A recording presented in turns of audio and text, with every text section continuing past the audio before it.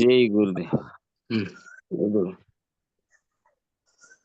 గురు బ్రహ్మ గురు విష్ణు గురుదేవో మహేశ్వర గురు సాక్షాత్ పరబ్రహ్మ తస్మై శ్రీ గురవే నమః.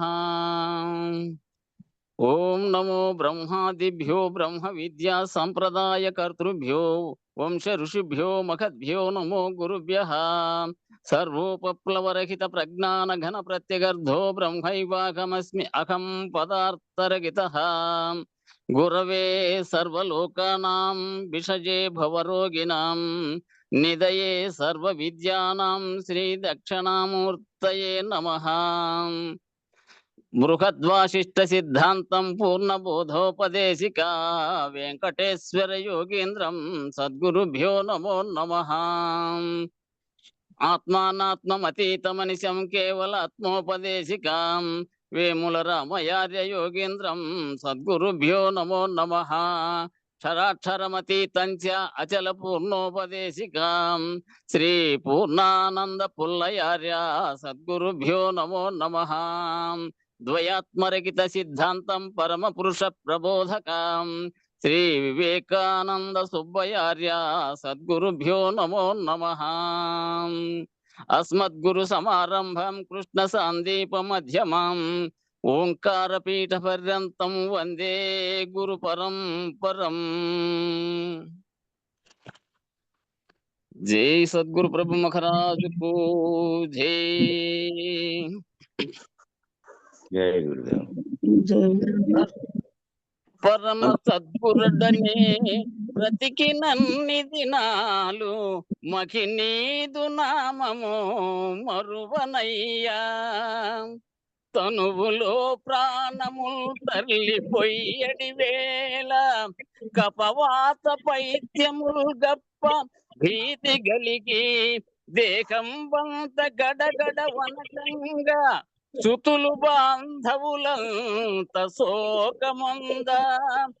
నాలుకతో నిన్ను నాచార్యని పిల్వ శక్తియుండునో లేదో సమయమిప్పుడే. మంచిదని వేడుచుంటియే మెంచబోక ముక్తి నొసగుము లోకేశ భక్త పోష. వాసరము వాడపలి ఆగదాస వినుతాం విమల సుగుణ ప్రకాశ శ్రీ వెంకటేశ.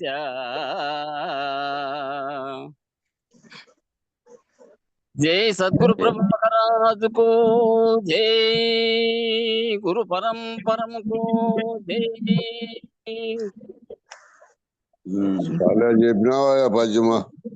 అట్లా రావాలా కంఠం అంతా మీట్లో పెట్టుకోండి.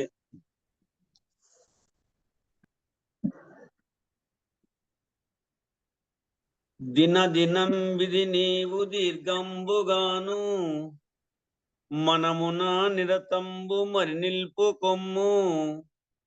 వినుచు మూర్కొనుచును తినుచు నిట్లనుచు కనుచు నుండేడి వేళను మార్గము బట్టి చనుచు నుండేడి వేళను. కనుపాటింతైనా దప్ప కనుదీనమును నిద్ర జనుదాకా నీ దేహం చనుదాకా సలుపోమో కనుచు నుండేటి వేళను మార్గము బట్టి చనుచు నుండేడి వేళను. ఆహాహ ఇది ఎంత ఆశ్చర్యకరము బహురూపముల దోచి బయలాయ పిదప.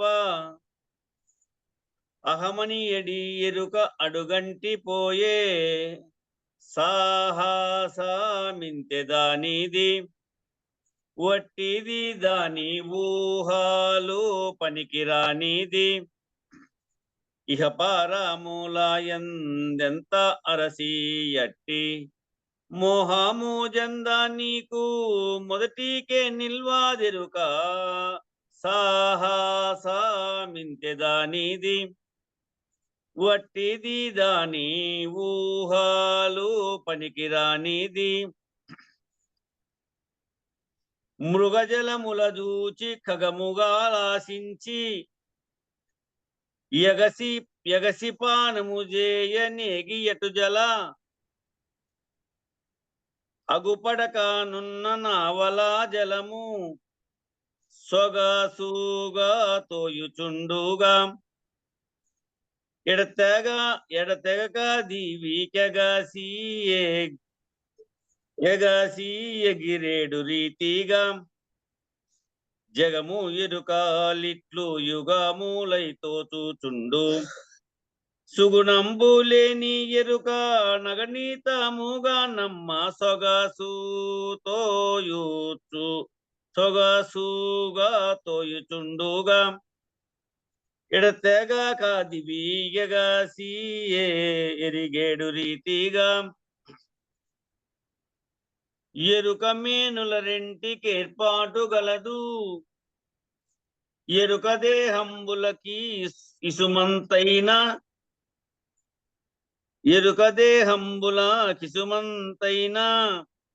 ఎరుక సంబంధంబు ఎప్పుడు లేదనుచు నరులు బల్కుచునుందురు అలాగే తాము ఎరుక నెరుగుచుందురు ఎరుక వేరైన క్రియలెరుకే చేయును దేహ అరయాసేయగా నేలా సరిగాదు వారి మాట నరులు బల్కుచునుందురు అలాగే తాము ఎరుక నెరుగుచునుందురు.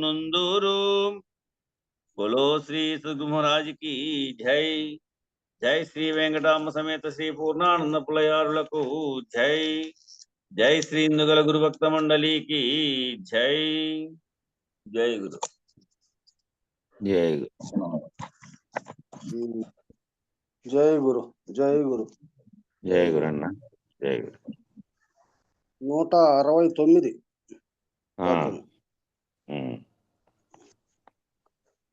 జై గురు. గురు శిష్యుల లక్షణములు గురు శిష్యుల బోధరీతి గురు గీతార్థం పెరిగిన నరులకే మెప్పగు ఎరుగని యా మూఢ నరులకి స్థతి అవునే. అందరికీ జై గురు. శిష్య, గురువు అనగా ఎవరు, శిష్యుడు అనగా ఎటువంటి వాడు? నిన్న కూడా కొన్ని వచ్చినాయి. గురు శిష్యులు లాంటి వాళ్ళు అనే 3 పద్యాలు ఇవాళ కూడా వస్తున్నాయి.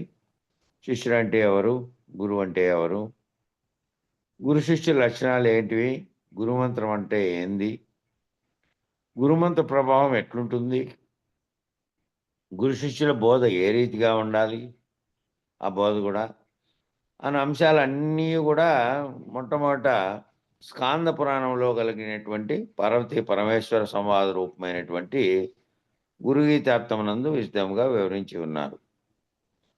పార్వతీ పరమేశ్వర సంవాదంగా ఆ గురుగీత అనేది ఉంది. దాన్ని కేవలం మనమే కాక, అంటే అచల బోధస్తులే కాక ఇతర బోధస్తులతో సహా వారికి అనుకూలంగా వాళ్ళు అనువాదం చేసుకొని ఉన్నారు. సంస్కృత కావ్యంలో ఉన్నటువంటిది తెలుగులోకి అనువాదం చేసుకొని వాళ్ళు చెప్పుకుంటున్నారు. ఇది స్కాంద పురాణము అని 18 పురాణాలు, అష్టాదశ పురాణాలు ఉన్నాయి. వాటిలో స్కాంద పురాణం కూడా ఒకటి. ఆ స్కాంద పురాణంలో గురు శిష్యుల గురించి చెప్పినటువంటి పార్వతీ పరమేశ్వరుడు బోధించినటువంటి గురుగీత. ఇటీవలే మనం తెలుగులో స్వేచ్ఛా గేయ అనువాదం వెలువరించిన తర్వాత వాళ్ళు మన తిరుపతి వాళ్ళు వెలువరించారు. పూజారి వెంకటేశన్ దాని స్వేచ్ఛా గేయ అనువాదం రాశారు. దాంట్లో ఒకటి మన సినిమా వెంకటేశ్వర రాసినటువంటి వేముల రామయ్య తాత ఎంత మంచి గురువయ్య అనే దాన్ని కూడా ఒక్కొక్కటి గురువు మీద రాసినటువంటి తత్వాలు ఇంకా 3-4 రాసిన కూడా తీసుకొని ప్రచురించారు. దాన్ని కూడా మనం చదివినాము పొద్దున పూట ప్రతిరోజు కొంత.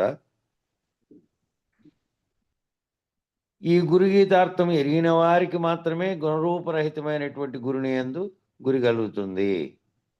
ఈ గురుగీత యొక్క అర్థం తెలిసింటే మాత్రమే, అట్లా ఎరిగిన వారికైతేనే గుణరూపరహితమైనటువంటి గురుని యందు. గురువు ఎట్లాంటి గురువు? మనం చెప్పుకునే గురువు, మన గురువు ఎవరంటే నిజ గురువు. గుణము రూపము రహితమైనటువంటి, ఆ రూపం అంటే శరీరంగా ఉన్నటువంటి రూపంగా కానీ, గుణరహితంగా కానీ లేకుండా, గుణం కానీ లేకుండా, రెండూ లేకున్నటువంటి రహితంగా ఉన్నటువంటి గురువు.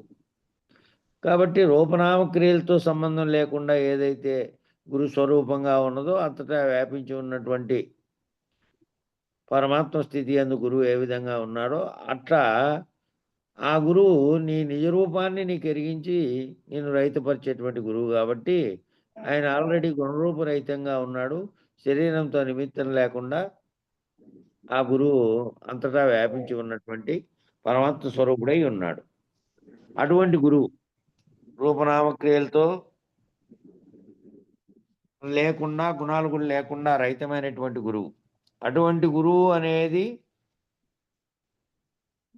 అట్లా గురితార్థం ఎరిగినటువంటి అటువంటి గురువు ఎట్లా గురువు యందు గురి కలిగి ఉంటుంది. అటువంటి గీతార్థం, గురు గీతార్థం ఎరిగినటువంటి శిష్యునికి. అందుకనే మనం ప్రతిలో ఎప్పుడు చదువుకున్నా కూడా, ఎప్పుడు పూజా కార్యక్రమం జరిగినా మొదట మేలుకొల్పలు చదివి మళ్ళా గురుగీత చదువుతారు. ఎందుకంటే గురుగీతలో ముఖ్యంగా గురువుని గురించి వివరించబడింది. గురువు శిష్యుల ఇద్దరి గురించి కూడా వివరించబడినటువంటిది ఉంది అది. కాబట్టి ఆ గురువు లేని ఎడల గురి తెలియదు. గురువు లేకుంటే ఏముంటుంది? గురి తెలియదు. ఏదైనా నువ్వు చదువుకున్నటువంటి జ్ఞానమైనా, నువ్వు దీని ద్వారా పొందినటువంటి సకల గ్రంథాల్లో కానీ ఇతరత్రా తెలుసుకున్న జ్ఞానం అంతటికీ కూడా గురువు ఉంటేనేమో ఆయన నిర్ణయాత్మక స్థితిలో, అనుభవ స్థితిలో ఏది ఎలా ఏ విధంగా ఆ శిష్యునికి చెప్పాలో తెలిసినటువంటి స్థితిలో ఉంటాడు ఆయన. కాబట్టి ఆ గురువు అనగా ఎటువంటి వాడనగా ఓడ నడుపుట యందు సారథిగా అవుతున్నాడు. ఆ ఓడ నడపడము అంటే అది దాని నైపుణ్యం దానికి ఉండాలి, లేకపోతే దాటించలేరు. లేదంటే ఏమవుతుంది? ఓడ నడపడంలో సామర్థ్యం లేకపోతే ఓడ మునిగిపోతుంది. మునిగిపోతే ఆయనే కాక అందులో ఉన్నోళ్ళు కూడా మునుగుతారు. కాబట్టి దాన్ని తెలిసినటువంటి వాడైతేనే దాన్ని దీన్ని తెలిసినటువంటి వాడు దేన్ని? ఈ సంసారం అనేటువంటి జగత్ అనేది ఏర్పడింది. ఈ నావను ఈ జగత్ అనే భ్రమలోంచి, భ్రాంతిలోంచి, ఈ ప్రపంచం అనే భ్రాంతిలోంచి, నేను నువ్వు అనే భ్రాంతిలో నుంచి నడిపించడానికి ఈ గురువు. కాబట్టి ఈ గురువు ఏ నౌకను, ఆ నౌకను నడిపించేవాడేమో మామూలు సముద్రాన్ని నడిపిస్తాడు నీళ్ళలోంచి దాటించడానికి. సముద్రంలో వాళ్ళని దాటించడానికి అది ఉపయోగపడుతుంటే, ఈ గురువు ఈ ఓడ నడుపుటే ఏ ఓడ నడుపుతున్నాడంటే ఈ సంసారము, ప్రపంచం అనేటువంటి దాంట్లో నుంచి నిన్ను దాటించి నిన్ను రహితపరిచేటువంటి స్థితిలో ఈ గురువు ఉన్నాడు. కాబట్టి గురువు కన్నా దైవము హెచ్చు అని పలకరాదు. ఎందుకు పలకరాదు అంటే, మొట్టమొదట సనందనాదులతో పాటు దేవతలను బట్టి చెప్పబడినటువంటి వారికి కూడా ప్రథమంగా ఓ గురువే చెప్పాడు. లేకపోతే వాళ్ళుగా స్వయంగా కూడా వాళ్లకు అర్థం కాలేదు. వీళ్ళిద్దరూ ఒకటే కదా. చైతన్య స్వరూపంగా ఉన్నటువంటి మానవుడు నామరూపాత్మకంగా ఈ దేహాన్ని కలిగి ఉండొచ్చు, కానీ దీంట్లో ఉండే చైతన్యము ఒకటే, పరమాత్మగా చెప్పుకునే చైతన్యం ఒకటే. ఆ రెండుగా ఒక్కటిగా ఉన్నటువంటి ఆ వారికి కూడా తెలియజెప్పింది ఎవరంటే ప్రథమంగా గురువే. కాబట్టి ఈ విధంగా హెచ్చు అని, గురువు కంటే హెచ్చుగా ఉన్నదని, గురువు కంటే వేరే దైవం ఉన్నాడని భావించరాదు. అందుకనే ఆ గురుగీతలో చెప్పినటువంటి ఆ శ్లోకంలో నగురోరధికం నగురోరధికం నగురోరధికం అంటే, నా అంటే లేరు, గురువురధికం అంటే గురువు కంటే అధికంగా ఎవరు లేరు, గురువు కంటే అధికంగా ఏమీ లేదు ఈ విశ్వంలో అనేటువంటి భావంతో అది చెప్పారు ఆ శ్లోకం. కాబట్టి గురు శిష్యుల సంవాద రీతిగా తెలిపిన ఈ పరిపూర్ణ బోధ గురుగీతార్థం ఎరిగిన నరులకు మెప్పకు కానీ దుష్టాత్మలకి బోధ మెప్పుకు రాదు. కాబట్టి గురుగీత ఏ విధంగా ఆ పైన చెప్పినటువంటి పార్వతీ పరమేశ్వర సంవాద రీతిగా జరిగిందో అదే రీతిలోనే నేను కూడా ఇది పరిపూర్ణ బోధను గురువు అడిగినట్టుగా, శిష్యుడు అడిగినట్టుగా, గురువు చెప్పినట్టుగా అదే పద్ధతిలో వీళ్ళిద్దరి సంవాదంగా నేను తయారు చేసిన సంవాద రీతిగా తెలిపిన. ఈ నేను తెలిపినటువంటి ఈ బోధ గురుగీతార్థం ఎరిగిన నరులకు కానీ మెప్పకు కానీ దుష్టాత్మలకు అర్థమవుతుందే?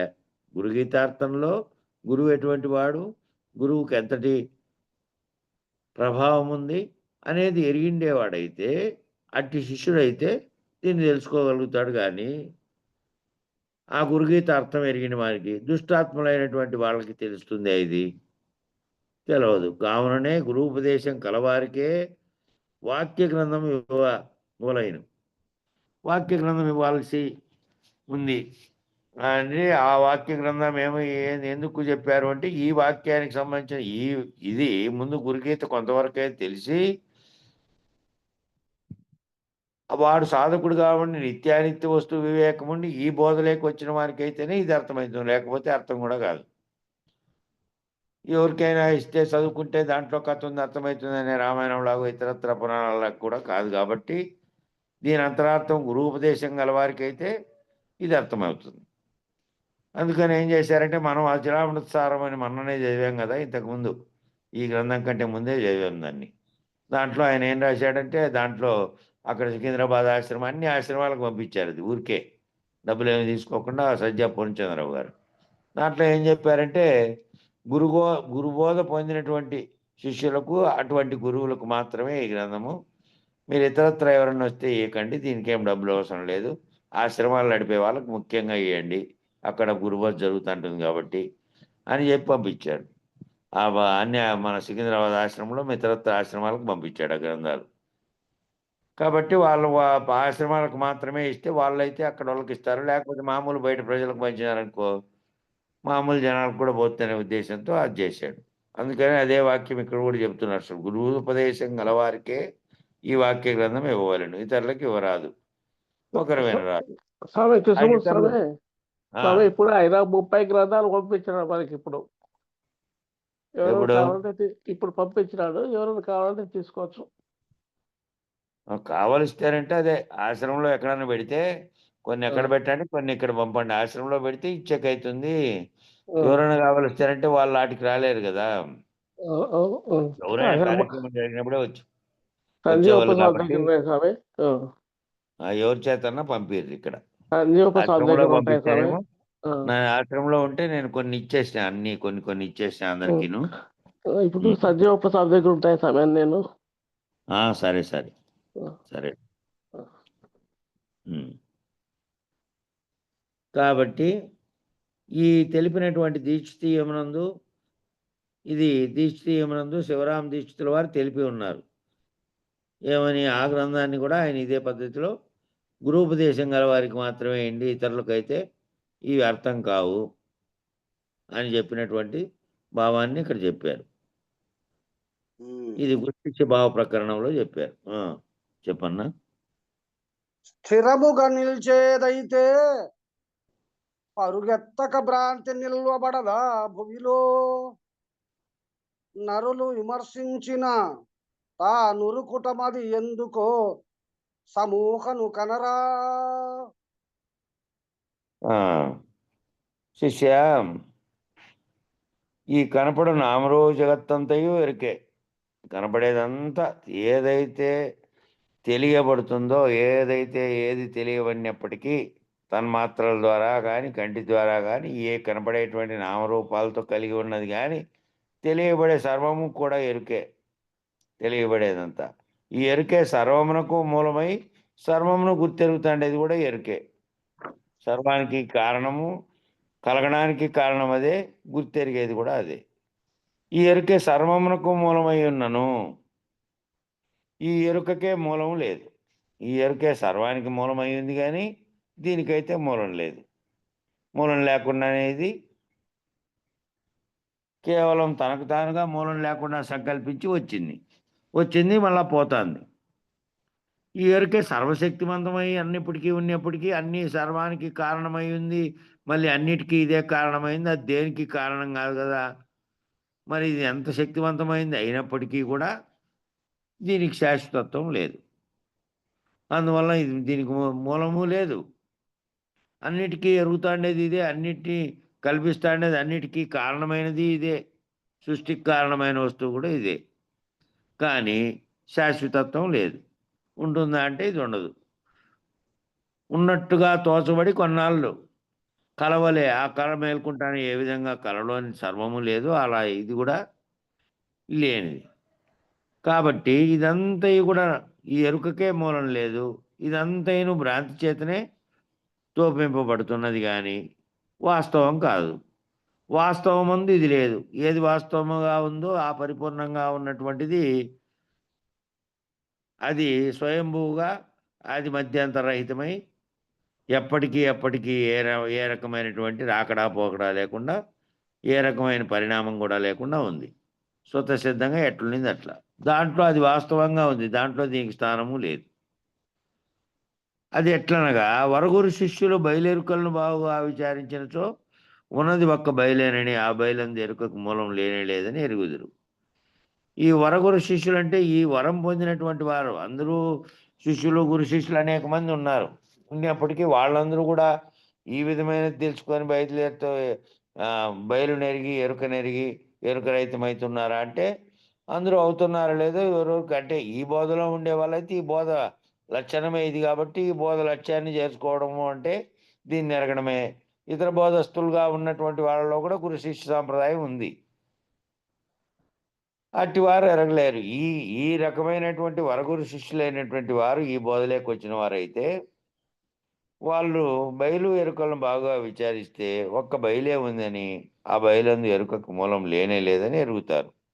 ఒకవేళ ఎరుకే సత్యము నిత్యము శాశ్వతమైనచో నరుడు విచారించగా అట్లా ఎరుకే సత్యము నిత్యము శాశ్వతమైందని ఒకవేళ అనుకుంటే ఈ నరులు విచారిస్తే ఈ ఎరుక పరిగెత్తక స్థిరముగా ఈ భూమియందు నిలిచి ఉండును కదా.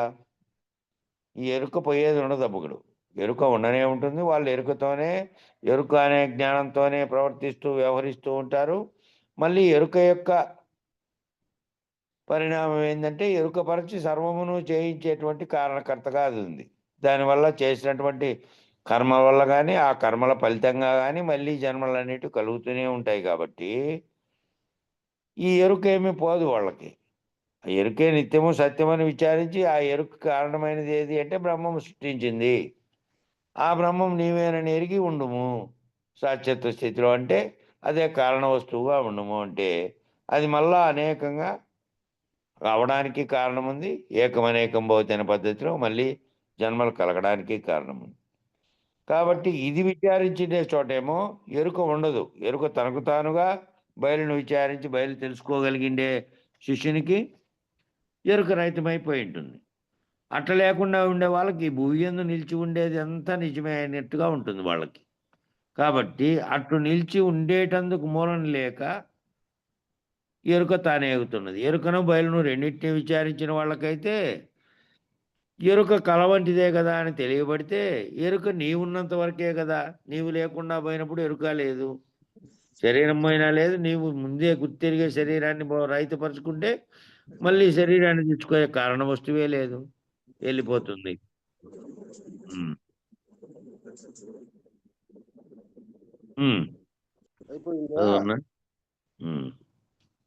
ఉంది ఇంకో పేర ఉంది. కావున శిష్య సత్యమైనది ఏదో ఏ కాలమునందున లేదో నీ మదియందు నీవే ఊహించెరుగు.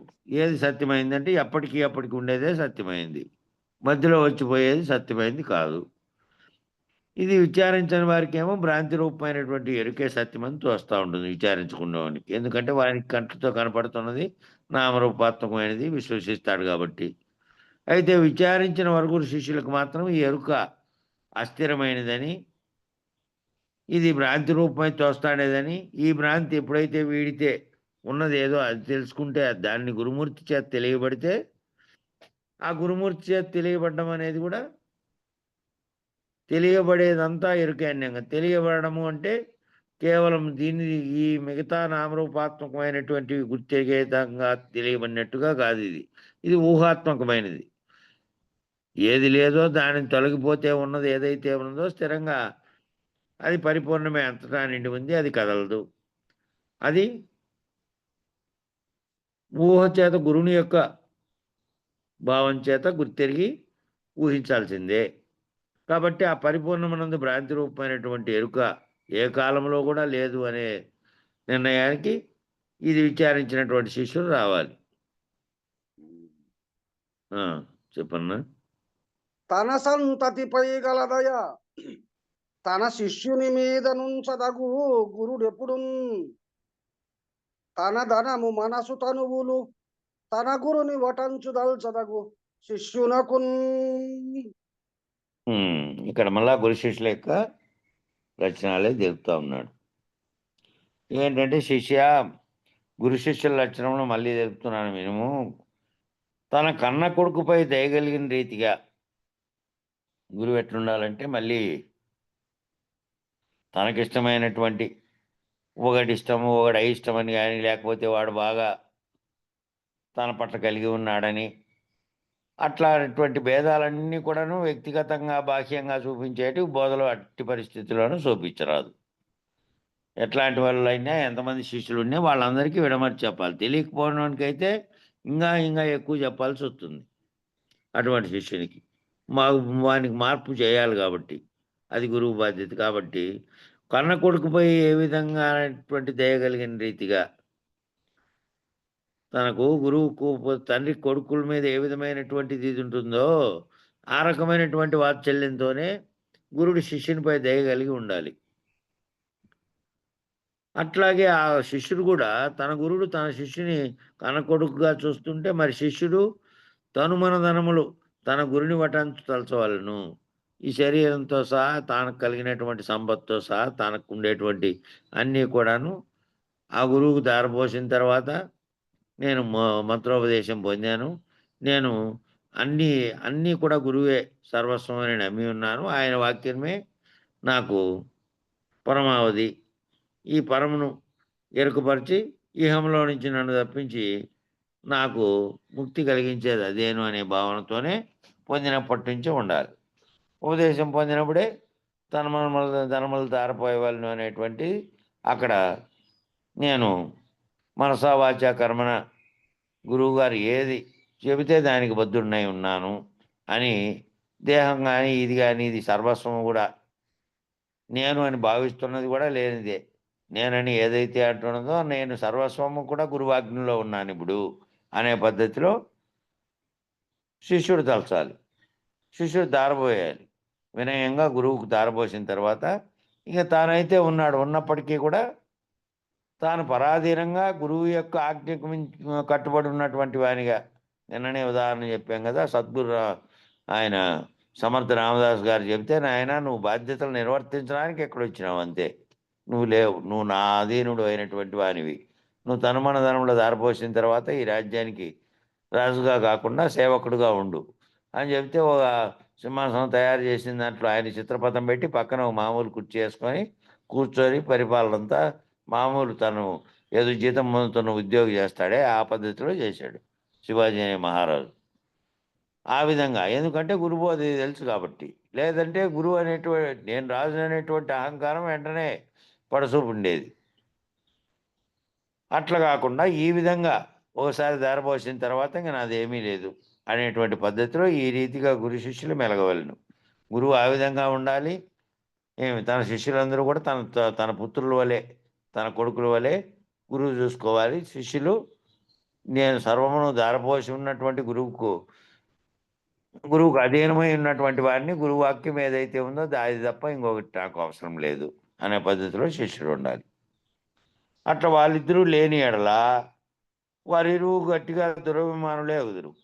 మళ్ళీ ఆ విధంగా లేరనుకో ఎవరి అభిమానం నేను అనే ప్రవేశిస్తుంది. నేననే అహం గురువులోను నేననే అహం శిష్యుల్లోనూ ఉంటే ఎవరెవరికి వారికి దురభిమానం కలిగి వారిలో అహం అట్లే ఉంటుంది. కాబట్టి ఈ విధంగా ఉండాలి. నేను సర్వమును గురువు కల్పించినటువంటి వారును అని శిష్యుడు ఉండాలి. ఈ శిష్యులందరూ కూడా నా పుత్రుల వలె ఒకే రకమైనటువంటి వాత్సల్యాన్ని పొందాలి. వాళ్ళలో ఏ రకమైనటువంటి భేదభావం నేను చూపరాదనేటువంటిది కూడా గురువుకు ఉండాలి. ఇక్కడ మళ్ళా వివరణ ఇచ్చారు.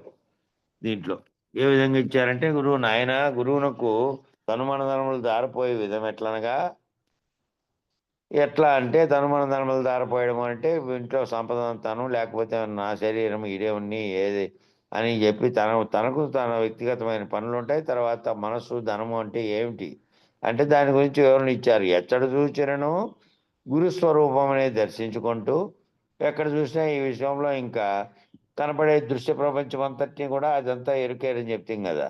దాంట్లో ఏం చూసుకోవాలి? గురువాక్యం ఏం చెప్పాడో ఆ గురువాక్యము గురుస్వరూపాన్ని చూసుకో. బాహ్యంగా కనపడేటువంటి తనువును జగత్తును కళని వదిలి, తను అంటే తాను, నేను నామరూపాత్మకంగా నేను ఈ ఆకారంలో ఉండేటువంటి ఆకారాన్ని,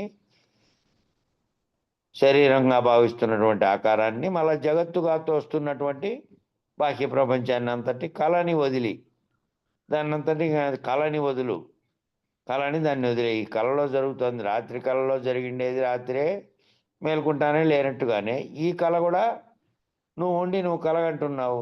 నువ్వు రహితమైనటువంటి పద్ధతిలో నేను లేనివాడను, నేను కళలో ఈ జాగ్రత్తలో తోస్తున్నది కూడా నాకు ప్రపంచంగా కనపడుతున్నది కూడా కళలో చూస్తున్నదే.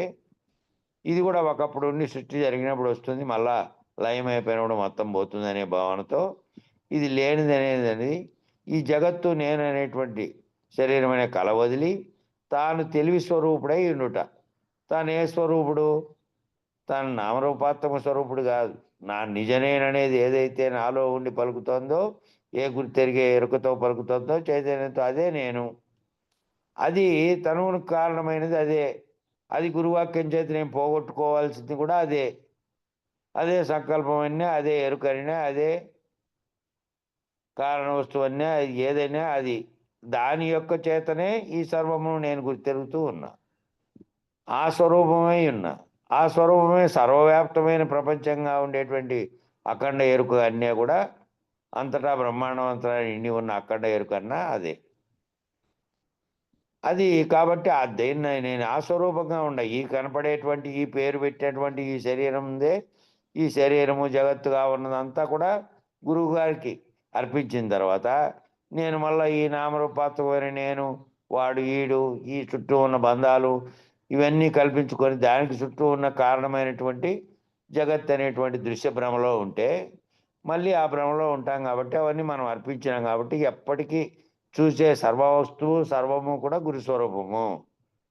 ఇంకా భావన చెందేటువంటిది ఏదైనా ఉంటే అదంతా కూడా గురువాక్యం ప్రకారం బాహ్యంగా కనపడేదంతా లేనిది, నా స్వస్వరూపంగా ఉన్నటువంటి గుర్తెరిగే చైతన్యమైనటువంటిది నేను అని తనువు అనే భావనలో లేకుండా గురువుకు అర్పించిన ఇది గురువాక్యం ప్రకారం నేననేది లేదు. ఇది జగత్తుగా కనపడుతున్నది కూడా లేదు.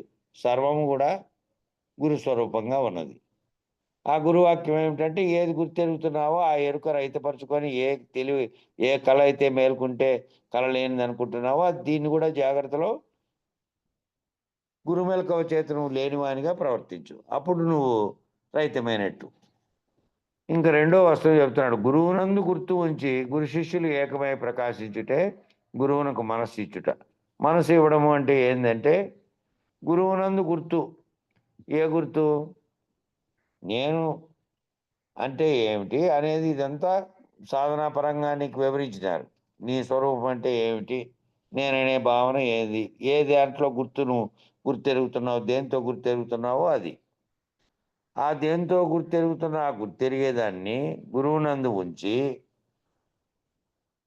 నామరూపాత్మకంగా భౌతికంగా ఉండే దాంట్లో కాకుండా మనస్సు గురువు యొక్క ఏకమైపోతే ఆ గురువు శిష్యులకు ఇద్దరికీ ఉన్నటువంటి ఏకమై ప్రకాశిస్తున్న గుర్తు ఏంది? ఆ ఎరుకనే గుర్తెరిగే చైతన్యమే. దాంతోనే ఇద్దరు ఒక్క మనసుగా అయిపోతే శరీరాలు రెండు వేరువేరుగా ఉండొచ్చు కానీ ఇద్దరి భావన ఒక్కటే అయిపోవాల, ఒకే రకమైన భావన చెందాలి. భ్రాంతి రహితమైనటువంటి శిష్యుడైతే భ్రాంతి రహితమైనటువంటి రహితపరిచినటువంటి గురువు ఏదైతే తాను రహితం చేశాడో, నువ్వు శరీరపరంగా నామరూపాత్మకంగా నువ్వు లేవు, నీ అసలు స్వరూపంగా ఉన్నటువంటి ఏ చైతన్య స్వరూపంగా ఉన్నావో అది విశ్వవ్యాప్తంగా ఉన్నది, అదే కారణంగా ఉన్నది, అదే సృష్టికి కారణమైనటువంటిది. ఆ బ్రహ్మం అనేటువంటి ఆ గుర్తు కూడా నువ్వు సాక్షిత్వ స్థితిలో నుంచి చెరిపేసుకొని దానికి అతీతంగా ఉన్నటువంటి ఎప్పటికీ ఏకమై స్వతసిద్ధమై ఉన్న దానికి తిరిగితే ఇది లేనిదేననే భావనతో నువ్వు ఉంటావని నువ్వు రహితపడితే అప్పుడు ఇద్దరూ ఏకమై ఒక్క మనసుతో ఉన్నట్లు. అప్పుడు అనే 2 మనసులు 2 శరీరాలు లేవు. దానికి ఏం చెప్పారు? ఇద్దరు లేకుండా పోవట అంటే ఆ కర్పూర స్థితిలో ఉన్నటువంటి కర్పూరం అనే భౌతిక స్థితిలో ఉండేటువంటి రూపంతో ఉండేటువంటి కర్పూరంగా ఉండే శిష్యుడు, దాన్ని వెలిగించేటువంటి అగ్నిగా ఉండే గురువు, ఆ 2 టచ్ అయితేనే ఆ 2 వెలిగినాయి. ఆ వెలుగు పోయింది. ఆ మండినటువంటి కర్పూరం పోయింది. ఇద్దరు లేకుండా ఏ విధంగా పోతారంటే అట్లా. శరీర రూపాత్మకంగా కాకుండా భావపరంగా వాళ్ళిద్దరూ ఒకే రకమైనటువంటి మనసు కలిగి, ఏ మనసు అయితే ఈ సర్వమును కల్పించడానికి కారణమైనదో అది లేనిదేనని తెలుసుకొని ఈ కల వీడితే వాళ్ళిద్దరూ ఏకమే, మనస్పరంగా ఏకమే. శరీరాలు వేరే ఉండొచ్చు కానీ గురు శిష్యులు ఇద్దరూ ఒకే మనసుతో కలిగి ఉంటారు. అది మనసు ఇచ్చుట గురువుకు అంటే. గురు శిష్యులు లేకుండా పోవడమే గురునకు తను మన ధనములు ఇచ్చుట. గురు శిష్యులు అనే వాళ్ళు ఇద్దరు, గురువు బోధిస్తున్నాడు. దేని కొరకు బోధిస్తున్నాడు? ఏది వాస్తవమైనది, ఏది సర్వవ్యాప్తమైనది, ఏది ములుగుచ్చు సందు లేకుండా ఉన్నది, ఏది శాశ్వతంగా ఉన్నదో తెలియపరిచి, అదే బయలుస్వరూపంగా ఉన్నది, దాంట్లో ఏ పరిణామ వికారములు లేవు. ఈ రాకడా పోకడా కలిగి ఉన్నటువంటి ఏ ఎరుకైతే ఈ కల్పించిందో ఈ సర్వమును, అది ఎటువంటిది అంటే కళలో కల్పించినటువంటి అన్ని అనేకమైన కళ కనిపించింది. కళలోంచి మేల్కొంటానే లేదు. అది కల్పించిందంతా ఎట్లా పోయిందో అట్లా ఈ విచారణ చేత నువ్వు భ్రాంతిరహితమైతే ఇది ఎండమావుల్లో నీరు లేకుండానే ఉన్నట్టుగా తోచినట్టుగా ఈ నామరూప జగత్తు, అందులో నేను పుట్టాను, నేను వ్యవహరించినాను, నాకు అనేకమైన బంధాలు ఉన్నాయి, నా చుట్టూ ఉన్న వాళ్ళు, ఇదంతా సర్వమును కూడా నాతో పాటే నేను కల్పించుకున్నదే. ఆ కళలోంచి పోతే కళ ఎట్లా లేదైందో ఈ జాగ్రత్త అనేటువంటి కళలో నుంచి గురువాక్యం ప్రకారం నువ్వు మేల్కొంటే ఈ జరుగుతున్నటువంటి సర్వము కూడా లేనిదే అని అట్లా దారబోయాలి. దారబోస్తే ఇంక తాను లేడు. తాను గురువుకు దారబోసిన తర్వాత నేననే భావనే లేదు. నీలో నిరంతరం ఏముండాలంటే ఆ గురువాక్యము దాని చేత అవగాహన చెందినటువంటి ఎప్పటికీ ఉన్నటువంటి పరిపూర్ణం మాత్రమే ఉన్నది. దాంట్లో ఇది లేనే లేదు. ఈ జగత్తు కానీ దీంట్లో నేనున్నాననే భావన కానీ లేదు. ఈ కళ అనేది ఒకటి జరుగుతుంది. ఆ కళలోనే నేనున్నా, ఇది కళ వంటిదే అని ఉంటే ఇద్దరు రహితమైనటువంటి వారు. కాబట్టి అందుచేతనే భాగవత కృష్ణ ప్రభువుల వారు శిష్యుల లక్షణం నందు ఈ విధంగా సెలవిచ్చి ఉన్నారని కింద మళ్ళా ఇంకో పద్యం చెప్తున్నారు.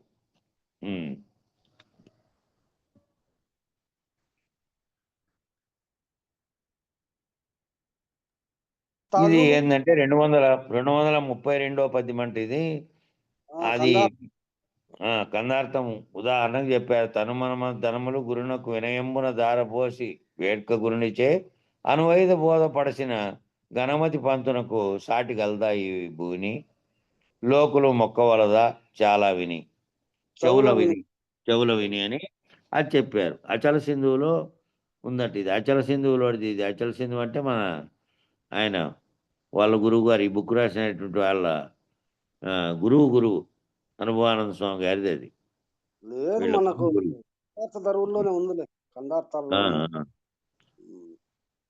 సరే. సూరత్వమాత్త పనికై వైరాగ్యము గురుని గొల్చు వర్తనకెప్పుడు ఈ రీతి వృత్తి కలిగిన నారీ నరులేగి చొరరే నరకములోనన్. శిష్య, సూరత్వము ఆత్మపైకి అని వాక్యమును విచారించవలను. సూరత్వం అనగా నేను అనేటువంటి అహంకారమే సూరత్వం. అహంకారం అనగా ప్రజ్ఞానం బ్రహ్మ, అహం బ్రహ్మస్మి, తత్వమసి, అయమాత్మ బ్రహ్మ అనేటువంటి 4 వేద వాక్యములు 4 చేత అర్థమైనది ఏంది అంటే బ్రహ్మము నీవే, బ్రహ్మమే నీవు, నీవే బ్రహ్మము ఎరుగుట అని ఎరుగుట. సూరత్వం ఆత్మ పరికై అనగా నేనే బ్రహ్మమును అని ఎరుగుటమే. నేను బ్రహ్మమే నేనని ఎరుగుట కొరకై అని అర్థం వచ్చును. సూరత్వం అనేది అహం అంటే అహం అనేది నేను, ఆ నేననేది నేనేమైంది, నేనుగా ఉన్నటువంటిదే నేను అనేటువంటి నేననే అహంకారమే ఎక్కడి నుంచి వచ్చింది? నేను గుర్తెరుగుతున్నటువంటి దానితో తాదాత్మ్యం చెంది నేను ఇదేను అని భావన చెందడం వల్లనే గుర్తెరిగేది వచ్చింది. అది లేకపోతే నువ్వు నామరూపాత్మకంగా ఉండకుండా సర్వమునకు కారణమైనటువంటి ఆత్మస్థితిలో ఉంటే ఇక మిగతాది లేదు.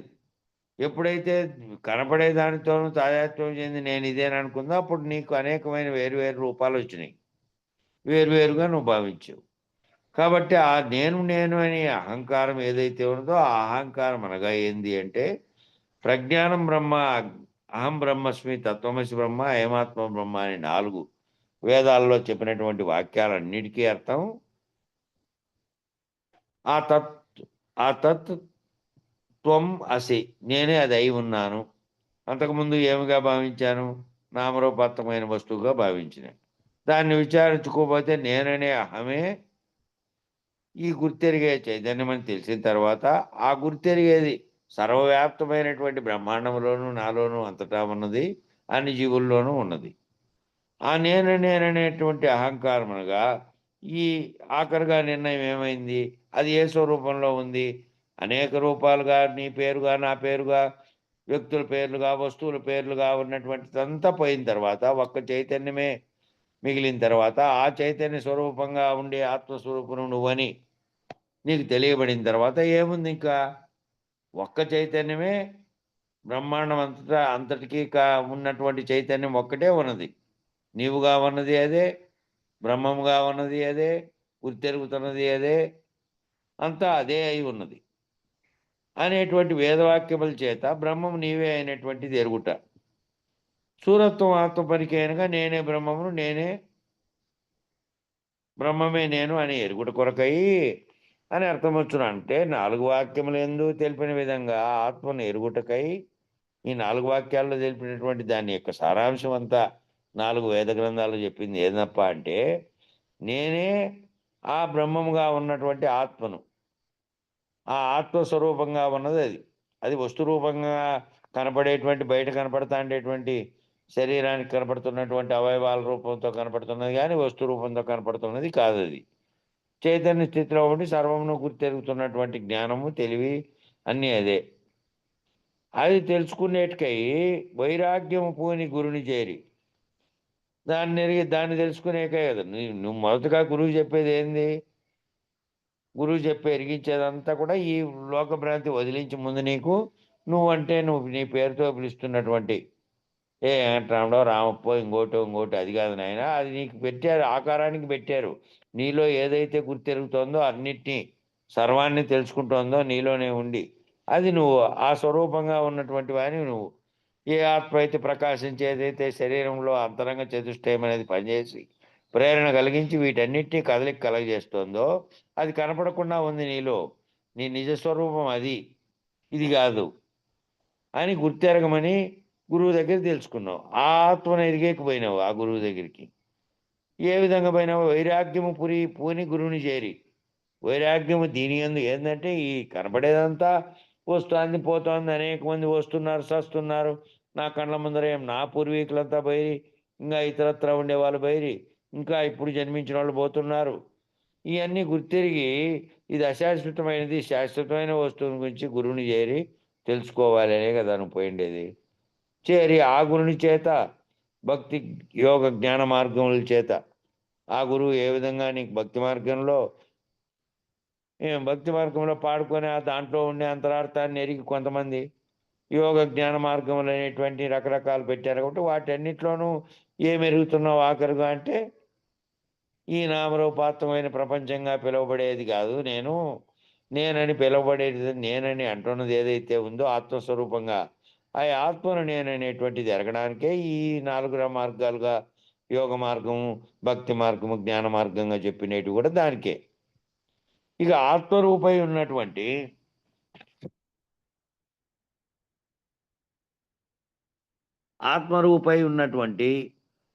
నారీనరులు అంటే ఈ స్త్రీ పురుషుగా ఉన్నటువంటి వాళ్ళంతా కూడా ఆత్మస్వరూపులై ఉన్నారు. ఆత్మస్వరూపంగా ఉన్నప్పుడు అక్కడ దానికి ఇది లేదు. స్త్రీ పురుషులు అనేటువంటి వేరు దాని అంతా దేనివల్ల వచ్చింది? ప్రకృతిలో వచ్చినటువంటి నామరూపాత్మకంగా ఏర్పడిన శరీరంగా ఉన్నటువంటి దానికి ఉంది పురుషులని, స్త్రీ అని. ఆత్మస్వరూపంగా ఉండేదానికి అది గుర్తెరిగే ఎరుక, గుర్తెరిగే చైతన్యం సర్వవ్యాప్తమై ఉన్నది, అన్ని జీవుల్లోనూ ఉంది, చీమ దగ్గర నుంచి బ్రహ్మ దాకా అని జీవుల్లోను. అట్లాగే బ్రహ్మాండం అంతటా ఉన్నటువంటి ఈ బ్రహ్మాండాన్ని నడిపిస్తున్న దానిగా కూడా ఉంది. అదే అది బ్రహ్మాండంగా చెప్పినప్పుడేమో పరమాత్మ అన్నారు. అది ఆ స్వరూపంలో ఉంది తప్ప ఈ నారీనరులు ఎవరైతే ఆత్మరూపమైనటువంటి ఆత్మను ఎరిగి ఆత్మరూపమైనటువంటి నారీనరులు నరకమునకు పోదురనగా గుర్తెరిగే దాని ప్రభావాన్ని గుర్తెరుగుటయే గురుద్రోహం అనగా, ఎవరైతే నామరూపాత్మకంగా ఉన్నామని ఆ పేర్ల ప్రకారం శరీరాలను మాత్రమే గుర్తెరుగుతూ జగత్తును గుర్తెరుగుతూ దాని ప్రభావంతో ఎవరైతే ఉంటారో ఆ ప్రభావాన్ని ఎవరైతే గుర్తెరుగుతారో వాళ్ళు ఈ గురుబోధలోకి వచ్చిన తర్వాత కూడా మళ్ళీ దాన్ని వదిలి వండుకున్న స్త్రీ పురుష భేదంతో శరీరాలనే భేదంతో ఉంటారు. ఆత్మ ప్రభావంతో ఉంటే సర్వవ్యాప్తమైనటువంటి ఆత్మస్వరూపంగా ఒక చైతన్యమే ఉన్నది. దాన్ని రహితపరుచుకొని దాన్ని గుర్తు లేకుండా చేసుకోవడమే ఈ గురుబోధ అని తెలిసి ఆ వాక్యాన్ని తెలిసి విచారణ చేపట్టిన తర్వాత కూడా మళ్ళీ దాని ప్రభావాన్ని గుర్తెరిగారనుకో, స్త్రీ పురుష భేదంగా ఉన్నది కానీ నామరూపాత్మకంగా ఉండేది కానీ ప్రపంచంగా తోస్తున్న దాని ప్రభావాన్ని ఎరిగితే అది గురుద్రోహం. ఎందుకంటే ఇంక నువ్వు చేరిండేదే ఎందుకు? నేను రహితపరచుకోవడానికి. గురువాక్యం ద్వారా అశరీరుడైనటువంటి గురుమూర్తి ద్వారా నువ్వు బోధన జరిగి ఈ శరీరంతో ఉన్నటువంటిది అంతా కూడా కలవంటిదేనని, ఇది వస్తూ పోతూ అనేక జన్మలను తగిలించుకుంటోందని, తగిలించుకునే కారణమైనటువంటిది ఆ గుర్తెరిగే చైతన్యం అని చెప్పారే అదేనని, అదే ఆత్మని, దాన్ని ఎరిగి నేనే బ్రహ్మస్వరూపుణ్ణి నేనే బ్రహ్మనని ఎరగబడిండే విచారణంతా అదేనని దాన్ని రహితపరచుకొని ఆ గుర్తును రద్దు చేసుకోవడమే. దాని ప్రభావాన్ని ఎరిగినారనుకో, దాని ప్రభావంతో ఉన్నారంటే మళ్ళీ నేననే అహాన్ని, ఇంకొకరనే అహాన్ని, స్త్రీ పురుషులనే భేదాన్ని, ఇతరత్ర ఉండే సర్వమును మళ్ళా భేదాలు ఉన్నట్లు. భేదరహితం కదా ఇది. భేదరహితము, నామరూపాత్మకమైనటువంటి రహితము, ఆత్మరహితము, ఎరుక రహితము అయిండాలి. సర్వరహితం ఇది, సర్వభ్రాంతి రహితం.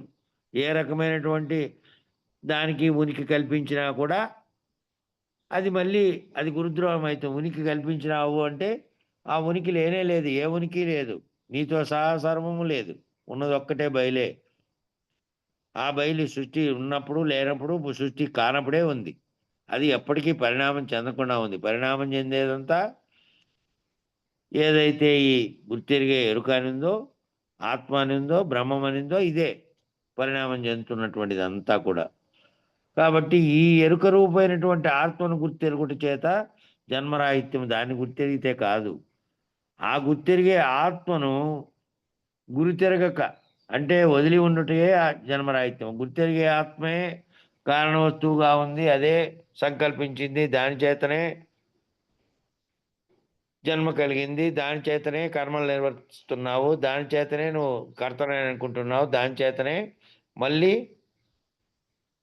జన్మను పొందుతున్నావు. కాబట్టి కర్తృత్వరహితంగా కర్తను వదిలి ఉండడము, కర్మను వదిలి ఉండము అంటే కర్తృత్వరహితంగా ఉండడమే. కర్తృత్వరహితంగా ఉండడం అంటే ఏదైతే గుర్తు నేననేది తెలియజేస్తుందో, ఏ గుర్తు చేతనైతే సర్వ వ్యవహారములు చేస్తున్నావో ఆ గుర్తు లేనిదిగా అయిపోతే ఏ ఆత్మచేత తెలియబడుతున్నటువంటిది అంతా కూడా లేనిదే. అది లేని కలవలే ఉంది. ఆ లేని కళలో గురువు చేత నేను ఎరిగి ఈ కళను బాపితే నేను ఉన్నప్పటికీ, నేను వ్యవహరించినప్పటికీ, శరీరం ఉన్నప్పటికీ వ్యవహరించేటువంటి కర్తగా ఉన్నటువంటి వాడు నిజానికి లేడు. లోపలగా భావిస్తున్నటువంటి తనుమన ధర్మలతో సహా అన్ని గురువుని కల్పించి గురువు ద్వారా బోధన తెలుసుకున్న తర్వాత మళ్ళీ ఆ గుర్తును వదలకుండా ఆ గుర్తును తెలుసుకుంటే అది గురుద్రోహం అవుతుంది అంటున్నాడు. ఆ గుర్తు ఏదైతే ఉందో ఆ గుర్తును రహితపరచుకొని నువ్వు గుర్తు వదిలి ఉండు. ఆ గుర్తు వదిలి ఉంటే ఏది చేసినప్పటికీ అది నువ్వు చేసినట్టు కాదు. నువ్వు చేస్తున్న వ్యవహారం చేస్తున్నదంతా కేవలం కళలో జరుగుతున్నటువంటి కళలో భావనతోనే ఉండాలి. కళలో ఇది ఓ కళ జరుగుతోంది, ఇప్పుడు జరుగుతున్నదంతా కూడాను జాగ్రత్తలో జరుగుతున్నటువంటి కళ. నిద్రలో కళ వచ్చినట్టుగానే ఈ కళ. ఈ కళ నుంచి విముక్తి అయినటువంటి వానికి మళ్ళీ ఆ గుర్తులేకి రాదు, దాని ఉనికిని తెచ్చుకోడు. ఆ ఉనికిని తెచ్చుకొని ఆ ఉనికితో మళ్ళా ప్రపంచ నామరూపాత్మకమైన దాన్ని గుర్తిరిగి దాంట్లో ఉండేదాంతో అది నిజమనే భావనతో ఉన్నాడు. అది అసత్యమైపోయినటువంటి స్థితిలో ఉంటాడు. ప్రపంచము, తాను, తన ముందర కనపడేది సర్వము అసత్యమైనటువంటి భావనతో ఉంటాడు. అది ఆ జన్మరాహిత్యం అంటే ఆ గుర్తును గుర్తెరగకుండా ఉండటమే జన్మరాహిత్యము. మోక్షం అనగా విడువు, దాన్ని విడవడము అని. ఆ గుర్తెరిగే ఆత్మను విడిచి ఉంటే అదే మోక్షము. అదే ఆత్మ కర్మకు కారణమై ఉన్నందువల్ల కారణమై బయలుంది జనన మరణాలు పొందుతోంది. ఆత్మే కర్మకు కారణమైంది. ఆత్మ వల్లే, ఆత్మ యొక్క ప్రేరణ చేతనే నీలో మనసు, బుద్ధి, చిత్తం అనేటివి పనిచేస్తున్నాయి. దానివల్లనే నువ్వు కర్మ చేస్తున్నావు, దానివల్లనే జన్మ పొందుతున్నావు. కాబట్టి అది పొందుతున్నటువంటి అదే కాబట్టి కర్తరహితమే కర్మరహితం. కర్మరహితం కావాలంటే కర్త లేకుండా, కర్త ఉండి కర్త చేస్తుంటే నేను చేస్తున్నాను, నేనేమైనా చేయగలను, లేకపోతే నేను చేస్తాను, ఈ భావనలు నేను అనేది ఎక్కడ పొడసూపుతుందో అక్కడ వెంటనే కర్త ప్రవేశిస్తాడు. దాంట్లో కర్త ప్రవేశిస్తే కర్త చేసినటువంటి పనులన్నీ ఆ కర్మ ఏదైతే కర్త చేయించాడో ఆ కర్తవే. కాబట్టి కర్మరహితమే జన్మరాహిత్యము అన్నారు. దానికి మళ్ళా కింద వివరణ ఇచ్చారు. కర్మరహితమే జన్మరాహిత్యం. కర్మ చేయకుండా ఉండలేవు. శరీరం ఉన్నంతసేపు ఏదో ఒక పని చేస్తావు. ఏదో ఒక పని అంటే ఉదయం లేచినప్పటి నుంచి మామూలుగా ఉన్నటువంటి దైనందిన కార్యక్రమాలుగా చేయబడుతున్నటువంటి వాటికన్నిటికీ ప్రత్యేక సంకల్పించి చేయట్లే, అవంతకవిగా చేసుకుంటూ ఉన్నావు. అట్లా చేసినట్టే వ్యవహారంలో ఏం చేస్తున్నప్పటికీ ఏదైతే కళలో అనేకంగా చేసినటువంటివన్నీ మెలకు వస్తానే అవన్నీ లేవో, చేసినటువంటి చర్యలు కానీ ఈ చేస్తున్నటువంటి చర్యలు కూడా అటువంటివేననేటువంటి భావనతో కర్తరహితమై ఉండాలి. దానికి వివరణ ఇచ్చారు. తత్వమసి మహావాక్యము క్రియాకారి కాదు. క్రియాకారి అంటే ఏదైనా పనిచేసేది, ఏదైనా క్రియ అంటే నిర్వర్తించేది పనిని. తత్ పదమందు అహంకారము కలదు. తత్ అంటే అది, దాంట్లో అహంకారం కలదు. త్వం పదము కేవల అహంకారం. త్వం పదం అంటే కేవల అహంకారం. అసిపదం అంటేనేమో త్వం పదానికి తత్ పదానికి ఐక్యమవుట. తత్ అనేది ఏంది? తత్ అంటే నేను, తత్ అంటే అది, ఏదైతే సర్వమునకు కారణమై ఉన్నటువంటిది ఒకటి ఉందో, ఈ సృష్టికి కారణమైనది ఒకటి ఉందో, ఎరుకగా ఉన్నది, ఆత్మగా ఉన్నది ఏదైతే ఉన్నదో ఆ తత్ అని చెప్పినటువంటి ఆ తత్ అనే అది త్వమ్మని నేనని భావిస్తున్నానే, నేననే భావన నాలో కలిగి నేను అని అంటున్నానే, అది త్వం. ఆ రెండింటిని ఐక్యం కలగడము అంటే అసి అనే పదం. నేను అది అయినాను, నేనే అది, అది నాకంటే వేరుగా లేదు, ఈడ నేను. తత్ అంటే నేను, తొమ్ అంటే అది, తొమ్ అంటే వేరు, తుమ్ అంటాము కదా, తూ అని. కాదు ఇది కాదు, తొమ్మది, తొమ్మది. ఊనప్ప. తొమ్ తొమ్ అంటే నేను, త్వం అంటే తత్తే నేను, తొమ్ అంటే అది. కాదన్నా. దాంట్లో మన పరిపూర్ణ దర్శనంలో దాంట్లో వివరంగా వచ్చింది. తత్ అంటే తత్ అనే పదానికే అర్థము. తత్వాక్యము, తద్గురువు, తత్వస్తువు అని అంటే ఆ వస్తువు, ఆ గురువు, ఆ అని, అది అని. మళ్ళీ అదేని ఎందుకు వాడినారనే దానికి కూడా వివరణ ఇచ్చినాడు అక్కడ ఆయన. అది ఎందుకంటే అది స్త్రీ పురుష ఇది కాదు కాబట్టి దాన్ని అది అని వాడినాము. లేదంటే వారు, వీరు, అతను, ఇతను అన్నట్టు దానికి ప్రత్యయం చేర్చలేదు దానికి. అందుకని తత్ అన్నారు. అది అది అని వాడారు దాన్ని అని ఇచ్చాడు వివరణ దాంట్లో. కరెంటు పోయింది, చాలా లైట్ మనగా నీవు కొంపాదార్థమనగా నేను. ఆ యాలలో ఉంది కదా కరెక్ట్ గా. కాబట్టి అది అని చెప్పబడుతున్నది, నేను అని చెప్పబడుతున్నది. ఈ రెండు ఐక్యమైతే ఈ ఐక్యమైనటువంటిది ఏది? ఐక్యమైన తర్వాత ఒకటే ఉంది, ఒక చైతన్యమే ఉంది. ఆ చైతన్యం అనే బ్రహ్మము ఆ ఐక్యం కాకుంటేనేమి అంటే అహంకారము, అహంకారంతో కలియకుంటేనేమి. ఇది అహమే, అది అహమే. అదేమో సమిష్టిది, ఇదేమో వేష్టిది. ఈ నేను అంటున్నదేమో వేష్టిగా ఉంది, ఆ తత్ అంటున్నదేమో సమిష్టి ఎరుగ్గా ఉంది. కాబట్టి రెండు ఈ అహంకారము, ఇదేమో వెష్టిగా ఉండే అహంకారము, అదేమో మద అహంకారము. అహంకారంతో కలియవలైన అహము అంటే నేను అని పలుకుతున్నది, అది అని పలుకుతున్నటువంటి ఆ తత్తు, ఈ రెండు ఒకటే కదా, కలియాలా. కలియకుంటేనేమంటే అహంకారం అహంకారంతో కలియవలన అంటే అహంకారాన్ని నమ్మదగదు. అహంకారం అనగా ఎరుకే. ఆ ఎరుకే లేనెరుక. ఆ లేనెరుకను విడసాలి. ఆ లేనెరుక ఏ ఎరుక అయితే నేననేటువంటి ఎరుక, ఈ విశ్వం అనేటువంటి ఏదైతే కారణమైనదో ఆ ఎరుక, సమిష్టిగా ఉన్న ఎరుక రెండు ఒకటేను. నేనే అదై ఉన్నాను అని కదా ఎరగడమడ. నేను అదై ఉన్నాను, నేను అదై ఉన్నప్పటికీ ఈ వ్యష్టి అనే భావం పోయి సమిష్టిగా ఉన్నటువంటి సర్వంగా ఉన్నటువంటి బ్రహ్మముగా ఉన్నటువంటిది నేనేను అని ఎరిగావు. మళ్ళీ అక్కడ ఏమవుతుంది? ఆ సమిష్టిగా ఉన్నటువంటి అహంకారం నేను అని తెలుసుకున్నట్టు. కాబట్టి దాన్ని దాన్ని వదిలితేనే ఆ వదిలేటువంటి అది కారణ వస్తువు అదే కాబట్టి, సంకల్పించింది అదే కాబట్టి, గుర్తెరుగుతున్నది అదే కాబట్టి, ఏదైతే సృష్టికి కారణమైన దాంట్లో నుంచి నేను అనేకంగా భావించిన తర్వాత మళ్ళా నువ్వు నేను అనేటివి వచ్చినాయి. ఆ నువ్వు నేను పోయిన తర్వాత ఉన్నది ఏది? ఆ ఉన్నదే తత్ అనేది, అదే నేనైనా. ఇంక నేను అదైతే ఆ ఎరుకను మరుపుకు గలదు. ఆ ఎరుకకు కూడా మరుపు ఉంది.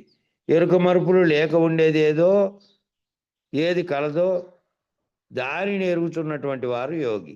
ఎరుక మరపులు ఏవైతే దేనికి కలుగుతున్నాయో ఆ ఎరుకకే కలుగుతున్నాయి. నేననేటువంటి వ్యష్టి ఎరుక తీసేసినప్పటికీ, సమిష్టిగా ఉన్నటువంటి బ్రహ్మము నేనేనన్నప్పటికీ, అది చైతన్యమే, అది అహంకారం, ఇది అహంకారమే. కాబట్టి ఆ రెండు ఏకమయ్యి ఏకం పరిచి నేనే బ్రహ్మముని అన్నప్పటికీ కూడా అది కూడా ఎరుకే. కాబట్టి ఆ ఎరుకకు మరుపు ఉంది. కాబట్టి ఆ ఎరుక మరుపులు లేక ఉండేది ఏదో దాన్ని ఎరుగుతున్నవాడు యోగి. అంటే ఎరుక మరుపులు లేక ఉండేది ఏది అంటే ఎప్పటికీ ఎరుక అనేది కానీ మరుపు అనేది కానీ లేనిది బయలుగా ఉన్నటువంటి పరిపూర్ణంలో ఎరుక లేదు, మరపు లేదు. అంటే నేనున్నానని ఉనికి లేదు, లేనని మరిచిన స్థితి లేదు, దానికి రాకడా పోకడా లేదు, దానికి ఉన్నటువంటి ఏ రకమైనటువంటి భేదములు లేవు, ద్వంద్వములు లేవు, వీటి లక్షణములు కానీ లేవు. సర్వలక్షణ విలక్షణమైనటువంటి దానిని తెలుసుకుంటే ఆ దాని యందు ఇవి లేవు, ఈ ఎరుక మరపు అని లేవు. కాబట్టి దానిని తెలుసుకొని ఎవరైతే ఉన్నారో, ఆ ఎరుక మరపులు లేని దానిని తెలుసుకున్నటువంటి దాని స్థితిలో ఎవరైతే ఉన్నారో వాళ్ళు యోగి. ఆ యోగి అయిన వాడు ఎరుకను విడవలను. యోగి అయినాడు అంటే ఎరుకను విడిచి ఉండాలి. ఎరుక ఉంటే ఏదరి తోచదు. ఇంకా ఎరుక ఉందనుకో, ఎరుకకు మరపు సహజము. ఎరుకతో ఉన్నట్టే నేననేటువంటిది ఉన్నట్టు, ఎరుకతో ఉంటే అహంకారం ఉన్నట్టు.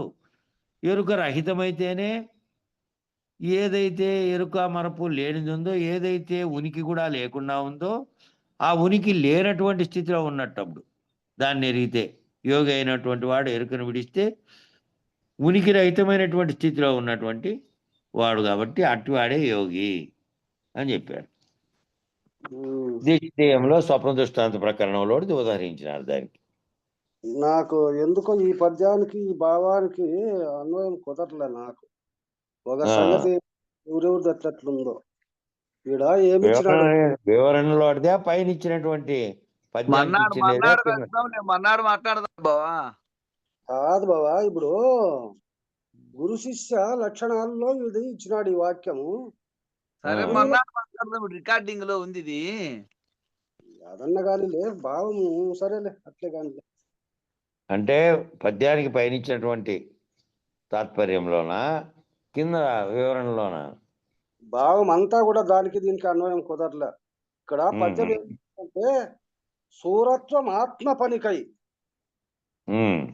తన సొంత పని కోసము సూరత్వాన్ని చూపుతాడు శిష్యుడు. శిష్యుని లక్షణంలో ఇది పైన పద్యాలు చెప్పినాడు. ఇది శిష్య లక్షణము. సూరత్వ ఆత్మ పనికై వైరాగ్యము గురువుని కొలుచు వర్తనకు. వైరాగ్యం కొరకు వైరాగ్యం చెంది గురుని కొలుస్తాడు. వైరాగ్యం అదే వద్దులే, ఇప్పుడు వద్దులేదా, మళ్ళీ మాట్లాడదాం. అదే మీనాక్షి బావ అన్నట్టు వైరాగ్య భావంతోనే కదా గురుని దగ్గరికి వచ్చిండేది. సరేలే, సొంత పనికి అయితే సొంత దాంతోనే ఉన్నాడు, వైరాగ్యంతోనే గురుని దగ్గరికి వచ్చాడు అనుకో. అది కాదు, ఇక్కడ కుటిల స్వభావములే, అది వేరులే. పద్యం చదువుతాలే. ఇప్పుడు శిష్యుల సమయం కూడా సరిపోయింది, 1 నిమిషమే ఉంది ఇంటి. మరి ఇంకెప్పుడైతుంది ఇది? సరేలే ఇది ఇది చెప్పిన తర్వాత దీన్ని చర్చించుకుందాంలే. దీనికి ఇది మంగళం చెప్పండి. మంగళం చెప్పిన తర్వాత దీని మీదనే చర్చిద్దాం. మంగళము మంగళంబు మహనీయ గురునికి మంగళంబు సర్వులు శరణు కోరే సాధు స్వరూపునికి మంగళంబు మంగళం గురుదేవాయ మహనీయ గుణాత్మనే సర్వలోక శరణ్యాయ సాధు రూపాయ మంగళం. జై సద్గురు ప్రభు మహారాజుకు జై. శ్రీ పూర్ణానంద పుల్లయార్య సద్గురు ప్రభు మహారాజుకు జై. శ్రీ వివేకానంద బండారు సుబ్బయార్య సద్గురు ప్రభు మహారాజుకు జై. గురు పరంపరముకు జై. గురు భక్త మండలికి జై. జై గురు. జై గురుదేవ్.